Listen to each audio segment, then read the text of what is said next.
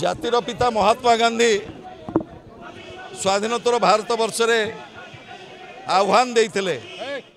ग्राम स्वराज प्रतिष्ठा हो भारत वर्षर आत्मा रही गाँव रे किभली भाव रे ग्राम्य भित्तिभूमिर विकास हो तापरे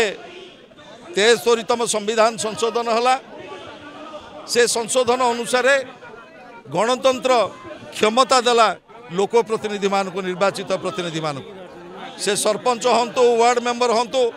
से समिति सदस्य हंतु चेयरमैन को आरंभ कर जिला परिषद प्रेसिडेंट को पर्यंत जो त्रिस्तरीय पंचायत राज व्यवस्था संविधान अनुसार